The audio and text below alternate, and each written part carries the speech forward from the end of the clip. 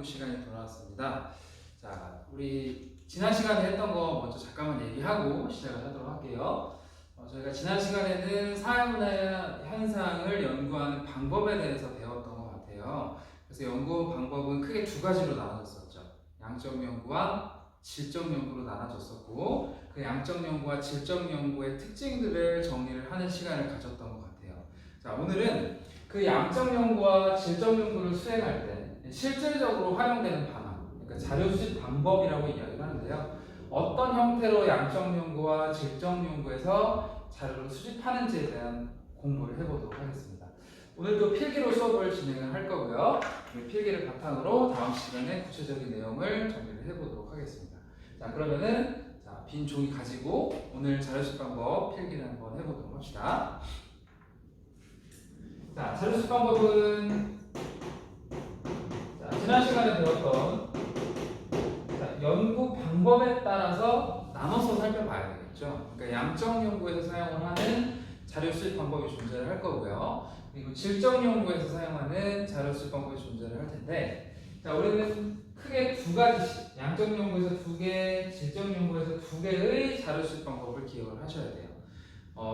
지난 시간에 프레젠테이션에서 우리가 활용한 PPT 그 자료에서도 간단하게 언급을 했었는데요. 그거를 구체적으로 하는 시간을 가져보도록 하겠습니다. 자, 일단 양적 연구 그리고 질적 연구가 있었죠. 자, 복습하는 의미에서 양적 연구를 뭐라고 불렀는지 한 번만 더 정리를 해볼게요. 자, 양적 연구를 다른 말로는 뭐라고 불렀었냐면 실증적 연구다. 자, 이렇게 표현을 하게 됐었죠. 그렇죠? 양적 연구의 목적이 실증이니까. 자, 반면에 질적 연구는 뭐라고 얘기했었죠? 그렇죠. 해석적 연구다. 자, 이렇게 표현을 했었던 것 같아요. 자, 그러면 양적 연구에서 주로 사용되는 자료 수집 방법 두 개, 그리고 질적 연구에서 주로 사용되는 자료 수집 방법 두 개를 한번 비교해서 정리를 해보도록 하겠습니다. 자, 일단 양적 연구에서 주로 사용되는 자료 수집 방법은요, 첫 번째는 여러분들이 가장 많이 사용하는 자료 수집 방법인데, 자, 질문지법이라고 하는 자료 수집 방법이 존재를 하고요. 그리고 두 번째로는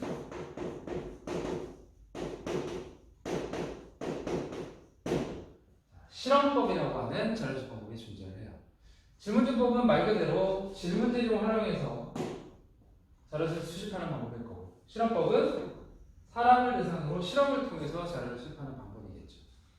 자, 그러면 두 번째, 질적 연구의 자료 수집 방법은 뭐가 있냐면요. 첫 번째로는 면접법이 있어요. 면접법. 그리고 두 번째로는 참여 관찰법.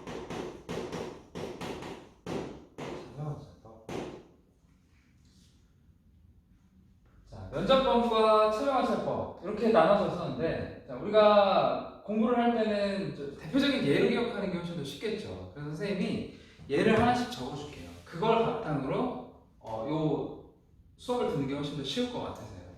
근데 뭐 질문지법은 뭐 크게 예를 들 필요가 없겠죠. 설문조사 같은 거 이야기를 하는 거예요.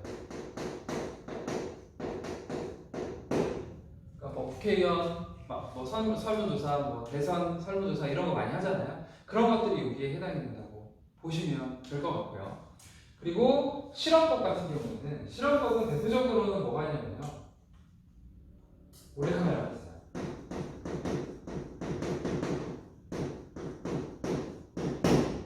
예전에 선생님 어떤 몰래카메라 중에 가장 인상이 깊었던 건 뭐냐면은, 사거리에서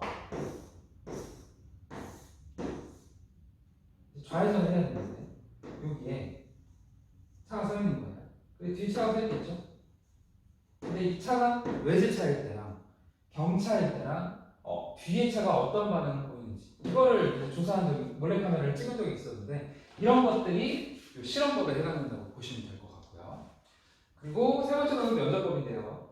자, 면접법 같은 경우에는 이 프로그램을 아는 사람이 있을지 모르겠는데, 아시는 사람이 있잖아요. 어머님들 많이 보시는 거, 인간극장이라고 하는 프로그램이 있어요. 그게 대표적인 면접법이에요. 그러니까 여기서 말하는 면접은 일반적으로 이야기하는 막 대인 면접 이런 게 아니에요. 이 앞에 숨겨진 단어가 있는데요.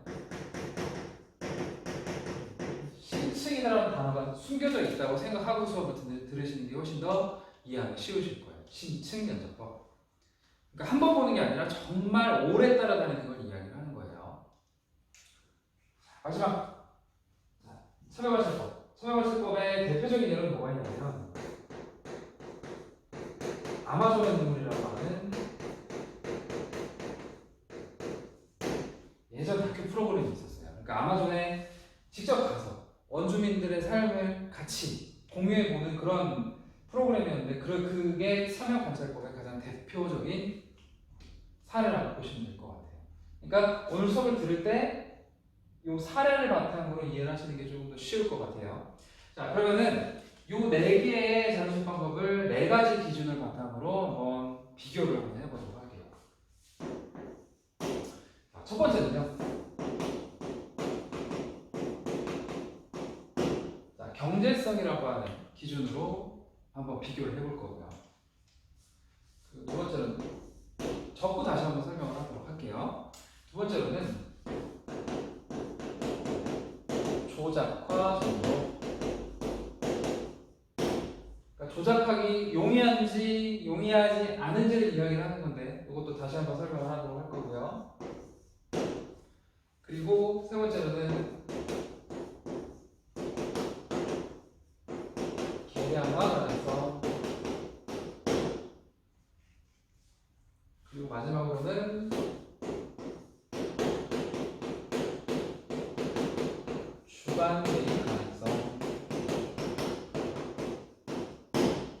자, 이 4가지를 바탕으로 이 자료집 방법을 평가를 한번 해보도록 합시다. 자, 우선 경제성부터 잠깐 한번 볼게요. 경제성은 뭐냐면 이 자료를 수집할 때 뭐와 뭐가 많이 드냐 적게 드냐를 구분하는 거냐면요. 시간과 돈이 많이 드냐 적게 드냐를 이야기하는 거고요. 자, 조작과 정도도 가장 헷갈릴 수 있어요. 조작과 정도 별표 하나 쳐두시고요. 조작과 정도를 다른 말로 표현하면요.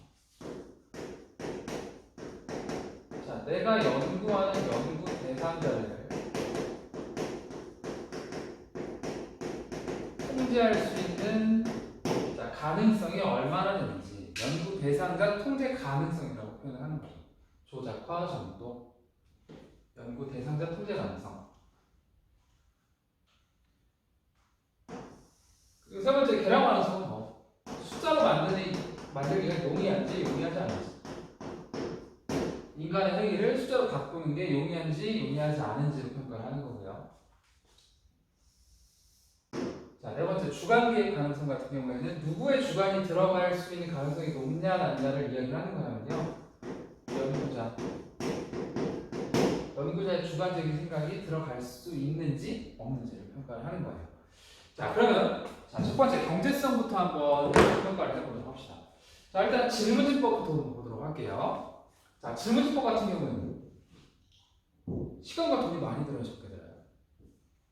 적게 들죠. 뭐만 있으면 되냐면 종이랑 펜만 있으면 돼요. 그래서 나가서 설문조사 받아서 그냥 통계가 되면 되는 거죠. 경제성은 굉장히 좋은 편이에요. 플러스로 표현을 할게요. 그러니까 좋다 이렇게 생각하시면 될 것 같고요. 자, 두 번째 실험법으로 볼게요. 몰래카메라 할 때 경제성 좋아요 안 좋아요? 이거 생각해볼까요? 어떻게 해야 돼요? 다 숨어야 돼요. 피디들 숨어 카메라 다 있어야 돼요. 그렇죠? 외제차 빌려야 돼요. 경차 빌려야 돼요.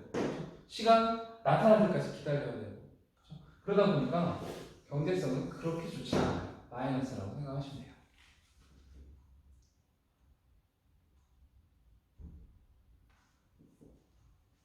자, 세 번째 면접법 인간극장 어떨까요? 몇 부작이에요? 항상 5부작으로 나와요. 그렇죠? 그리고 보통 할머니 많이 나오시잖아요. 할머니들 계속 쫓아다녀야 돼요. 5일 동안. 그렇죠? 시간과 비용 많이 들죠.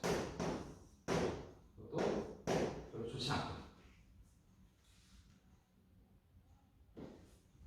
자, 마지막 참여관찰법 어디 가야 돼요? 아마존 가야 돼요. 그렇죠? 최악이죠. 돈이 너무 많이 들죠. 참여관찰법. 제가 알기로 그 아마존의 눈물을 180일 동안 찍었고요. 그리고 들어간 돈이 10억이 넘는다고 하더라고요.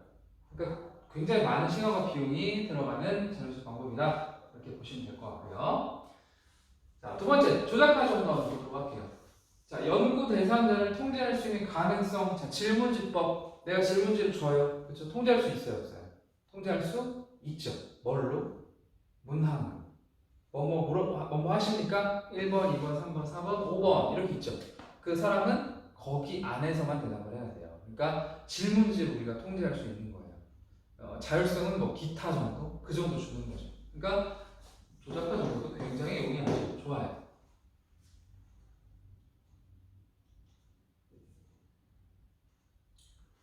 자, 두 번째, 자, 실험법. 실험법 같은 경우에 통제 가능성. 연구 대상자를 통제할 수 있는 가능성 굉장히 좋죠.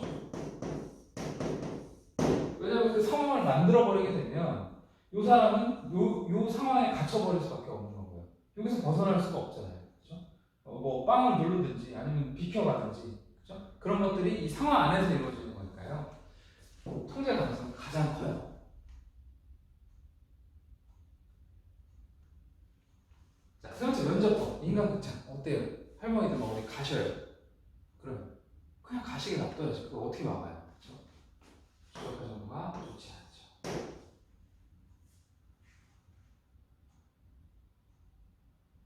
자, 마지막 참여관찰법. 원주민들 통제가 어떻게 되죠?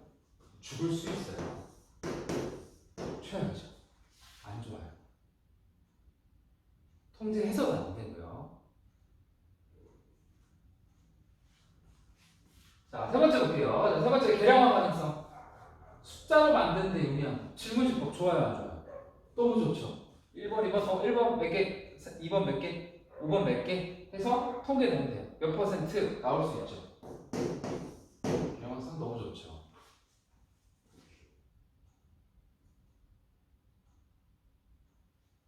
자, 실험법. 실험법 어때요? 클락션 몇 번 울렸는지, 그쵸? 외제차일 때, 경차일 때, 그쵸? 몇 개가 그렇게 울렸는지 숫자로 바꾸기가 너무 좋죠.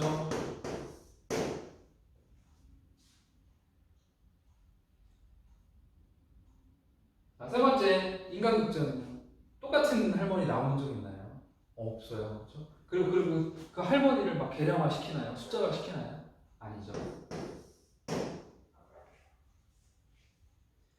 자, 마지막, 참여관찰법. 아마존 원주민을 계량화 시키는 막 설문지 줘요? 혼나요. 그렇죠? 좋죠.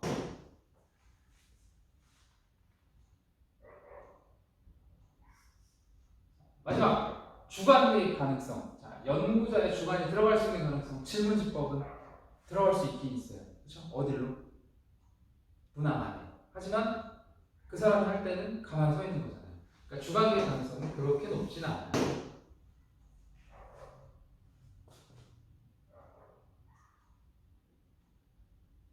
자, 실험법은 일단 적어놓고 얘기할게요. 연구자의 주관 개입 가능성이 가장 낮아요. 왜냐면은 질문지법 같은 경우에는 어쩔 수 없이 그 연구 대상자를 만나야 돼요. 연구자가. 그렇죠? 만나서 얘기를 할 수도 있는 거고 설명을 할 수도 있는 거예요. 주관 개입 가능성이 어느 정도 있긴 있는데 자, 실험법 같은 경우는 몰래카메라 이 상황에 PD가 개입을 하나요 안 하나요? 전혀 하지 않잖아요. 그렇죠? 그럼 이 상황 안에만 집중을 할 수가 있는 거죠. 그러니까 주관 개입 가능성은 가장 낮다고 보시면 되고요.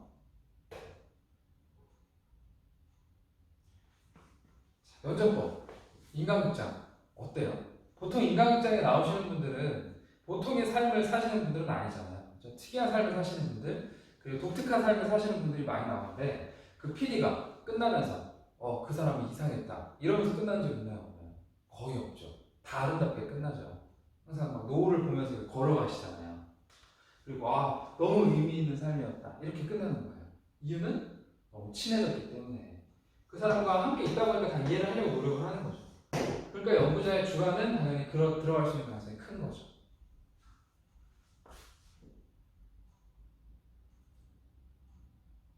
자, 마지막 아마존의 눈물도 마찬가지죠. 원주민들 어떻게 평가해요? 다 의미 있는 삶이다.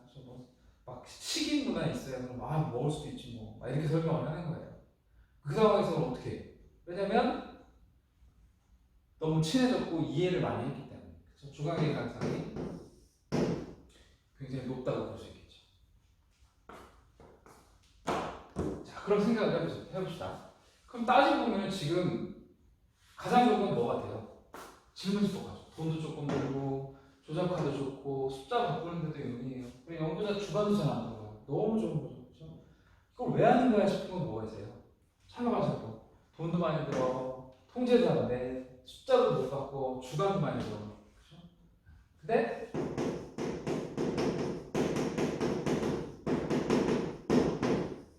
그럼에도 불구하고 이걸 하는 이유는요. 볼게요. 참신함이 너무 떨어지는 거예요. 그러니까 우리가 어떤 설문조사를 보면서 막 감동한 적 있나요? 감동한 적 전혀 없죠. 근데 자, 참여관찰법 같은 경우에는 아마존의 눈물 그때 영화로도 개봉을 했었거든요. 20%가 넘어서. 이렇게 고생을 하긴 하지만 참신함은 굉장히 큰 거예요. 그렇죠? 보통 1이라고 표현하죠. 그 다음 2위, 3위 거죠. 그러니까 각각의 장단점이 있다고 생각을 하시면 될 것 같아요. 참여관찰법은 정말 힘들고 들어갈 수도 있지만 참신해요. 질문지법은 너무 편하지만 별로 참신하지 않아요. 그러니까 학생들이 제일 많이 사용하는 게 질문지법이 될 수밖에 없는 거예요. 편하니까요. 그러니까 뭐가 옳다 그르다, 뭐가 좋다 나쁘다의 의미가 아니라요. 각각의 장단점이 있다고 생각하면서 수업을 그 자료 수집을 이해하시면 될 것 같고요. 그리고 이러한 자료 수집 방법의 각각의 기본적인 특징들 그리고 굉장히 그 어려운 문제들도 여기서 나오게 될 텐데요. 그런 부분들은 선생님이 프레젠테이션을 통해서 다음 시간에 더 정확하게 설명을 해드리도록 하겠습니다. 자, 오늘 수업 여기까지 마치고요. 조금 있으면 이제 개학을 할 것 같은데 개학하면 더 재밌게 수업을 같이 진행을 했으면 좋겠습니다. 고생하셨습니다.